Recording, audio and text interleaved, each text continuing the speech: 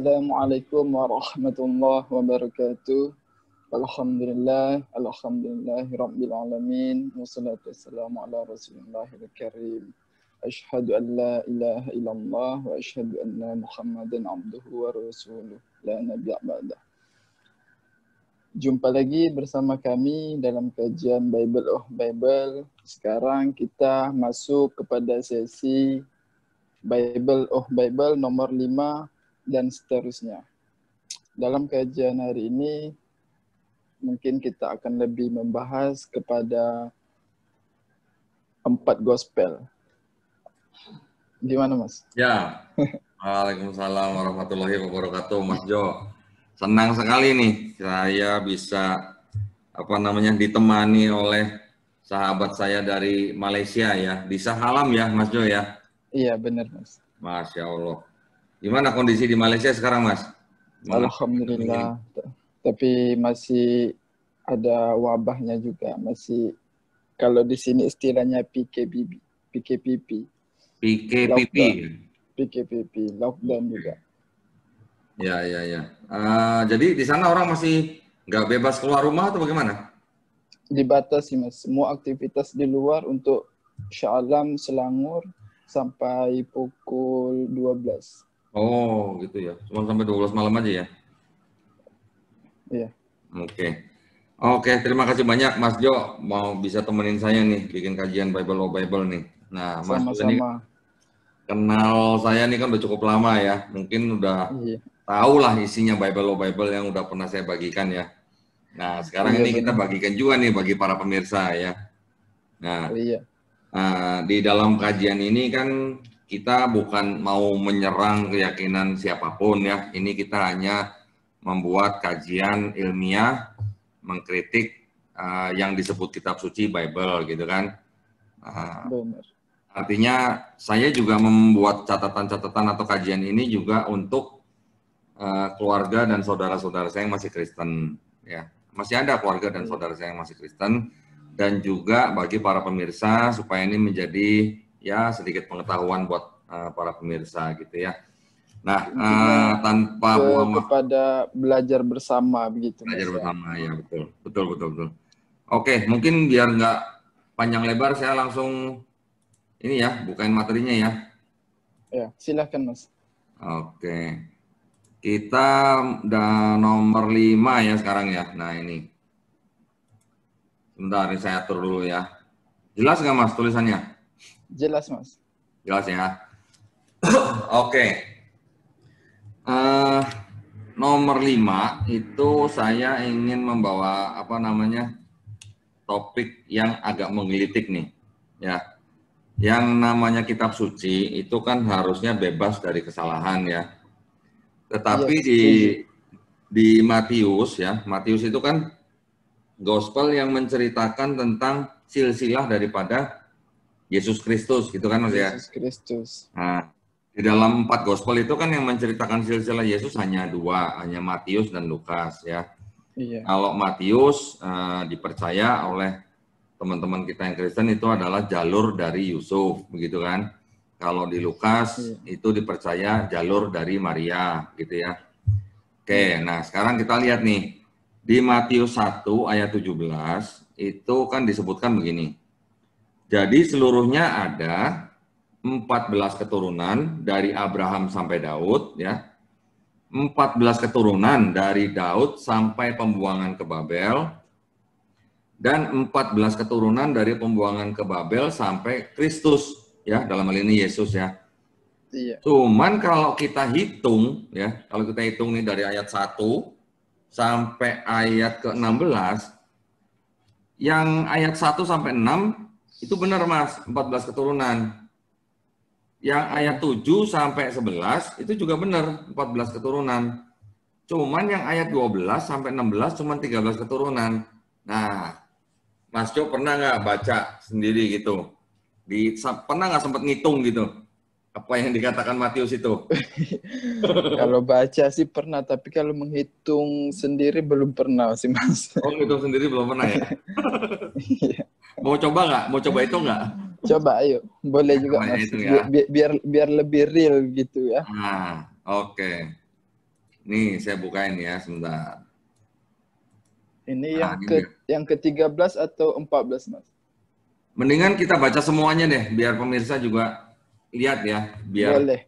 biar jangan sampai nanti kita dibilang hoax atau apa gitu ya. Iya, ini kita berikan datanya, pemirsa boleh cek sendiri Ya, boleh di dicek. Bible-nya sendiri, boleh dilihat sendiri. Kita Ya, cuma meletakkan data. ya, Tidak ada rekayasa sedikit pun. Inilah ya, kajian kami, kajian yang ilmiah tanpa ada penipuan sedikit pun. ya, Silakan, Mas. ya. Ini saya copy paste dari Bible loh ya, bukan saya nulis Iya. sendiri ini. Saya copy paste. Saya cuma tambah-tambahin warna merah supaya jelas dilihat gitu ya. Iya. Oke, ini saya bacain ya. Matius Iya. 1 ayat 1 sampai 17 ya. Inilah silsilah Yesus Kristus anak Daud, anak Abraham. Abraham memperanakan Ishak ya. Itu berarti kan 1 dan 2 ya keturunannya ya. Iya, dua Betul kan? generasi. Betul kan? Abraham 1, Ishak Iya. 2 berarti kan? Iya. Oke, kemudian Ishak memperanakan Yakub. Berarti Yakub 3. 3 ya. Mas Jo tolong bantu hitung ya.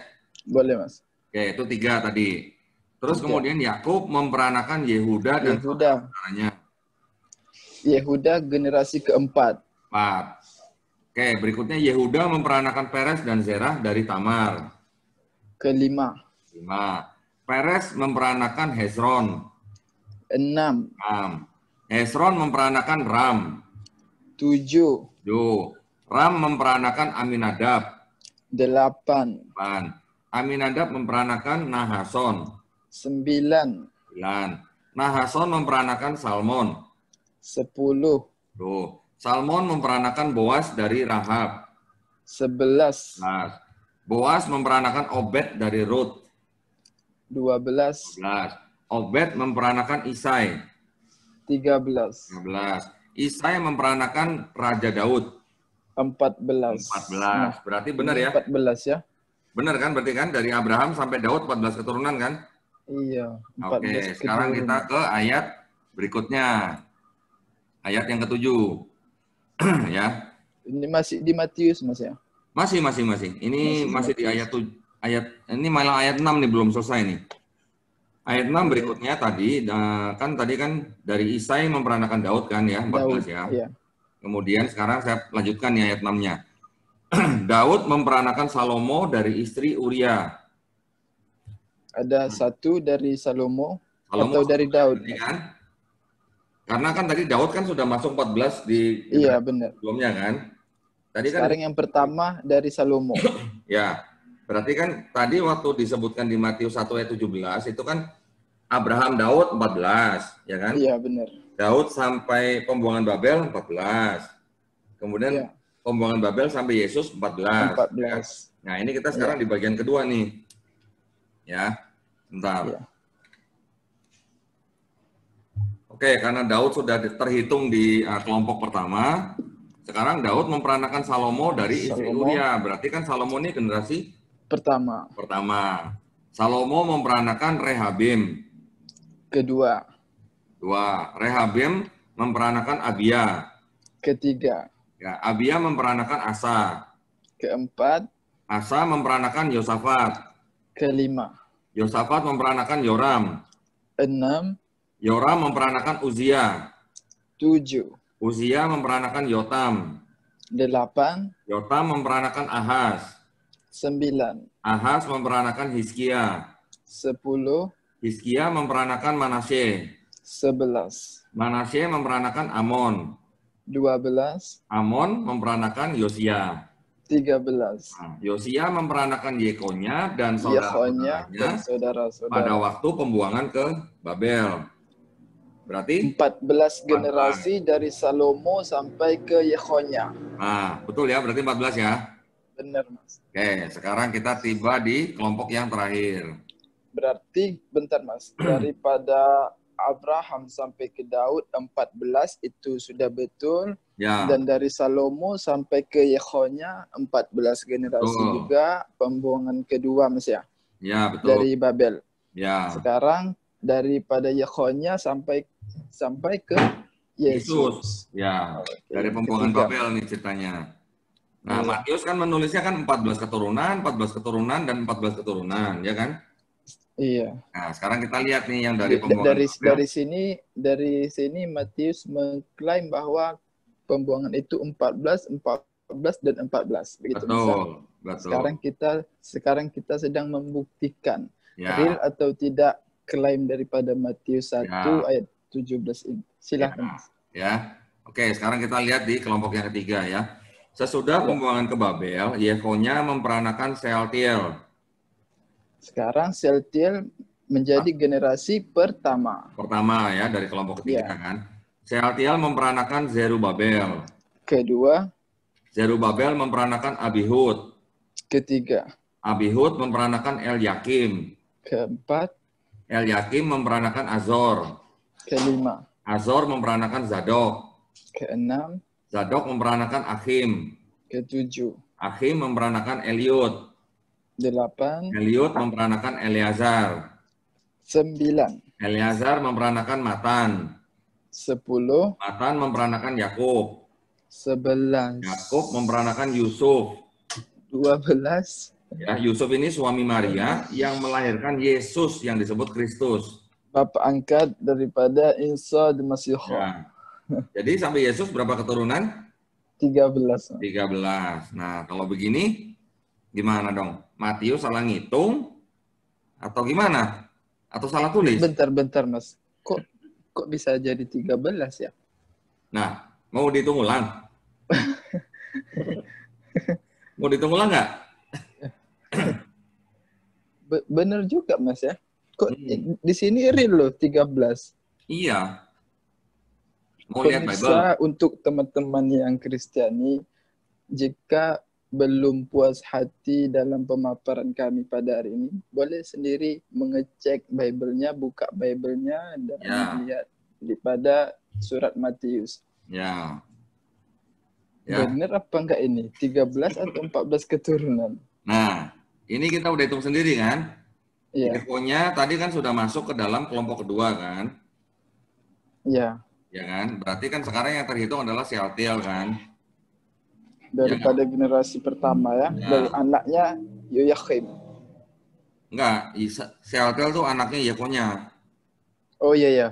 Ya, oke kan? Benar-benar. Sealtiel pertama, Zerubabel kedua, Abihud ketiga, Elyakim keempat, Azor kelima, Zadok keenam, Akhim ketujuh, Eliud ke-8, Eleazar 9, Matan 10, Yakub 11, Yusuf 12, Yesus ke-13. Nah, kalau begitu berarti bentar, Mas.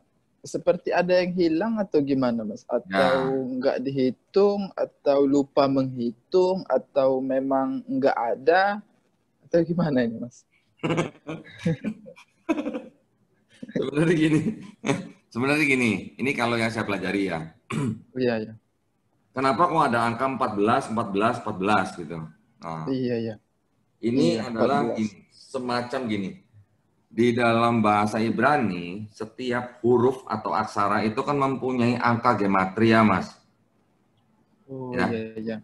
Angka gematria. Nah, karena dipercaya bahwa Yesus itu adalah anak Daud, ya, karena apa namanya? Kan memang teologisnya Kristen begitu kan. Yesus anak Daud, anak Abraham. Ya, sedangkan Daud sendiri itu angka gematrianya adalah 14. Jadi, iya. seolah-olah bahwa ini adalah menggenapi nubuat yang di Perjanjian Lama bahwa Yesus anak Daud, makanya diberikan angka itu 14 gitu. Iya. Nah, paham. Ingin gimana ya? Untuk menunjukkan begini istilahnya, Mas ya. Ini loh Yesus begitu, ini memang daripada keturunan Daud, 14 nomor gematria Daud. Ya, kurang lebih begitu, ya. Dalet 4, Yob 6, Dalet 4 begitu, Mas ya. Ya. Tapi yang pada Matius 1:12 sampai ke 16 ini tidak memenuhi gitu, Mas. Harusnya kan 14. Iya, makanya. Nah, karena gini, nama Daud sendiri ya, itu dalam aksara Ibraninya itu kalau dihitung gematrianya itu 4, 6, 4 gitu Mas. Iya, benar. Ya. Jadi 14 gitu. Nah, di dalam silsilahnya Matius sendiri itu Matius ada membuang 4 nama Mas, 4 generasi gitu. Ya. Iya. Itu jika Ke dicocokkan semua. dengan fakta sejarah yang ada di dalam kitab Tawari, itu Iya. Matius membuang 4 generasi atau 4 nama gitu. Nah, jadi hasilnya begini gitu.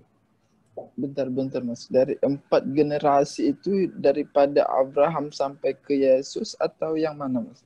Itu yang ditawari itu mengenai apa namanya silsilah-silsilah waktu masih zaman raja-raja Israel gitu Mas. Oh. Ya, tetapi kan gini, hasilnya kan sekarang menjadi apa ya namanya ya, menjadi suatu apa namanya kecacatan gitu ya di dalam suatu kitab yang disebut Iya. kitab suci gitu.